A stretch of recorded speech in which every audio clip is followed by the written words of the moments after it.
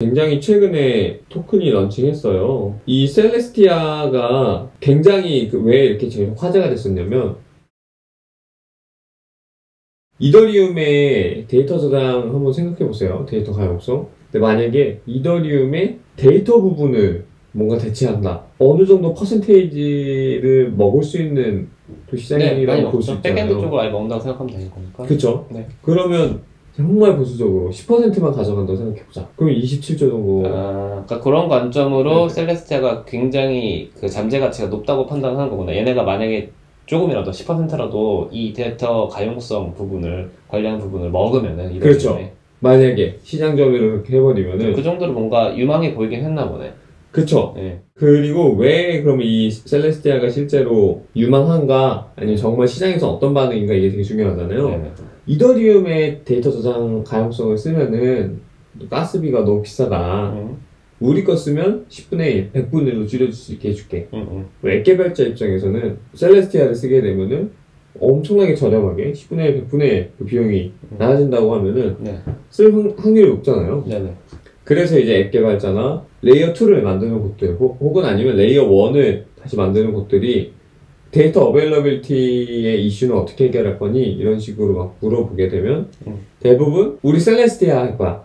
이런 식으로 요새 다들 셀레스티아 유행이 좀 있다 하더라고요. 그게 이제 블록체인에서 모든 좋은 말들이 다 나와도 결국에는 데이터를 어떻게 저장할 거냐는 기존에 가지고 있던 DB 이슈랑 똑같거든요. 만약에 앱을 만든다고 하면은 수많은 트래픽을 어떻게 감당할 것이며 그걸 보안 문제, 계정 문제 어떻게 관리할 것이며 그런 거 다 저장하는 이슈잖아요. 그런 걸 어디선가 해줘야 되는데 쉽게 가격 싸게 해줄 수 있는 데가 있다고 하면은 너무 땡큐죠. 여기가 그 토렌트 잘게 파일들을 많은 사람들이 그걸 갖고 있고 그 많은 사람들에게 일정 부분 각각 다른 부분을 데이터가 이제 모이게끔 하면서 많은 사람에게 그 용량의 조각조각을 다 모으니까 하나의 파일이 다 그냥 다운받을 수 있게 해주는 그런 기술이잖아요. 어떻게 보면은 저장 기술에 굉장히 특화한 얘네가 토렌트 쪽과 유사한 방법론의 기술을 블록체인 쪽에 또 도입을 해서 데이터 가용성 쪽으로 굉장히 뛰어난 기술적 스택을 갖고 있다 하더라고요.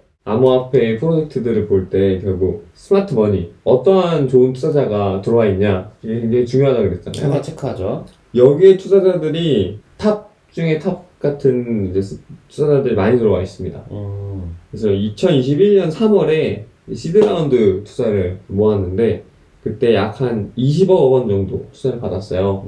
근데 이제 22년 10월에는 70억, 80억 원을 레이징을 했습니다.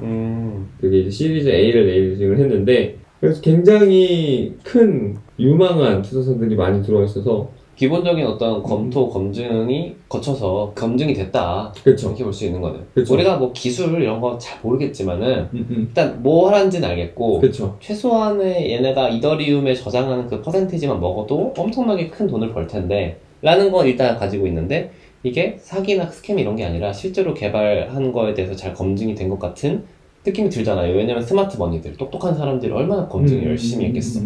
그런 것 때문에 이제 좀 기대감이 좀 많이 올랐다. 이렇게 볼 수 있겠네요.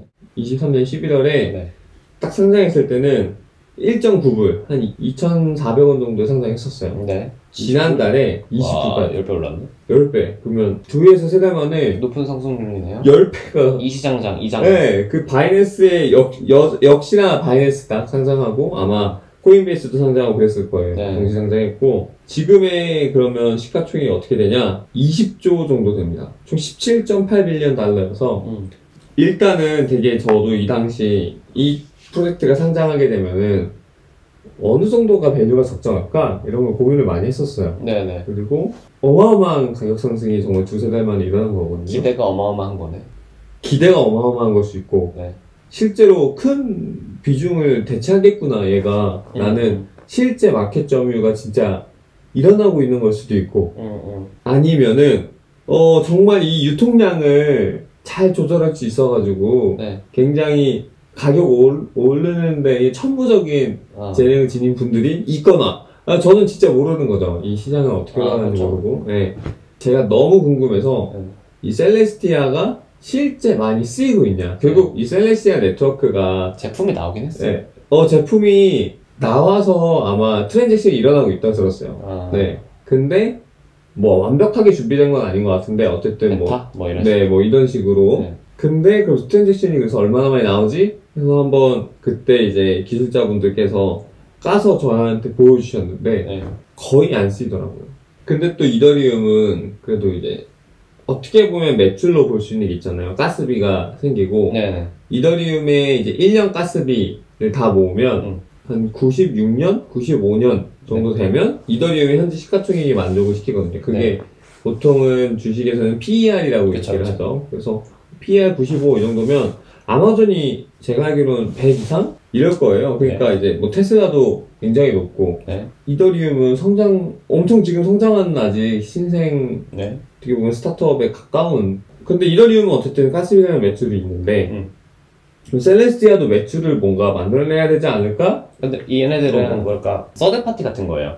기본적으로 쓰는 거에 플러스 알파로 뭔가 하고 싶어야지 돈을 내는 건데 이더리움 자체로 일단은 회계장부는 되잖아요. 근데 지금 사실 이더리움 쓰는 목적은 회계장부스러운 것만 쓰고 있지 실제로 뭔가 저장을 하고 앱을 뭔가 거기서 쓰고 그런 거에 대한 그쵸. 트랜잭션은 맞아요. 적을 거 아니에요? 그러니까 말씀하신 것처럼 네. 그런 고도의 이제 우리가 뭐 드라이브 앱을 만들거나 어. 톡 앱을 만들던가 SNS를 뭔가 만들어 이더리움 기반으로 그럼 그런 정보들이 엄청 발생하는 유튜브 같은 앱을 만들어 이더리움 위에 그럼 그거에 대한 정보를 저장하고 관리하는 게 필요한데 지금 이더리움 상에서는 사실 필요 없는 건데 나중에 필요하게 된다면은 이 셀레스티아가 의미가 있어질 수 있다는 거죠.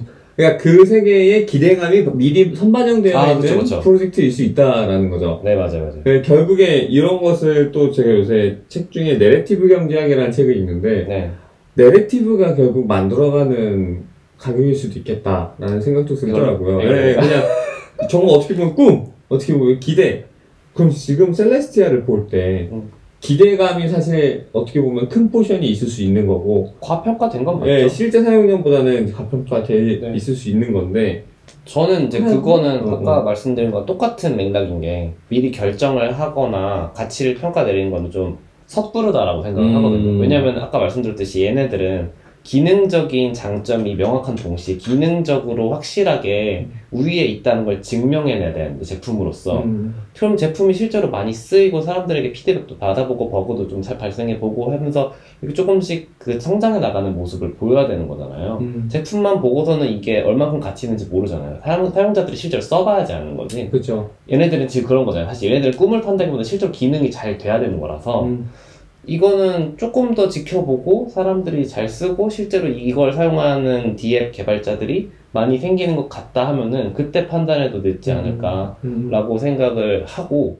이 셀레스티아가 굉장히 어쨌든 모듈러 블록체인 쪽에서는 큰 하드예요. 이제 이스큐션 쪽에서는 옵티미즘 그리고 뭐 아비트럼 이제 얘네들이 굉장히 대장주로 나왔다면 데이터 어베일러빌리티 쪽에서는 이제 셀레스티아인 거니까 그리고 얘네도 시가총액이 거의 20조에 해당하고 요거는 너무 중요한 파트예요. 저장하는 거, 데이터 저장하는 거. 아까 말했던 그 실행 쪽의 대가가 이제 아비트럼인데 아비트럼의 시총이 2조 정도. 네.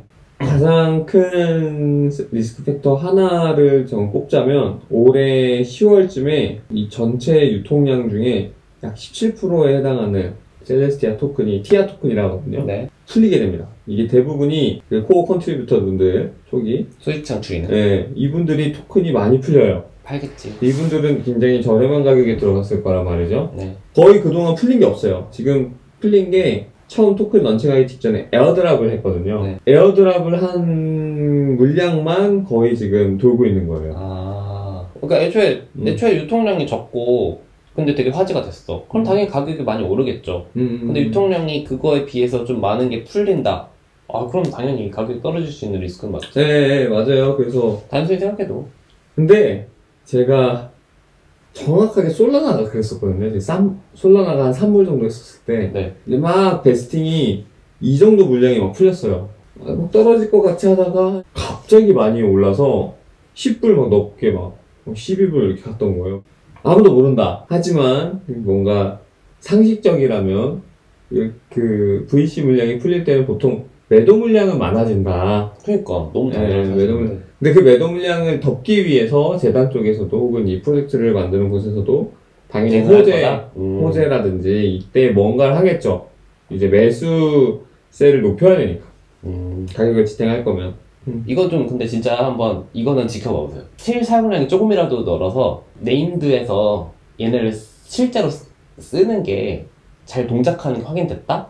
그러면은 실사용 사례가 베스트 프랙티스가 한두 건만 두세 건만 제대로 생기면은 불어나는 건 한순간이거든요. 저는 그 시점을 잘 파악하면은 굉장히 좋은 타이밍이 될 수도 있겠다라고 생각합니다.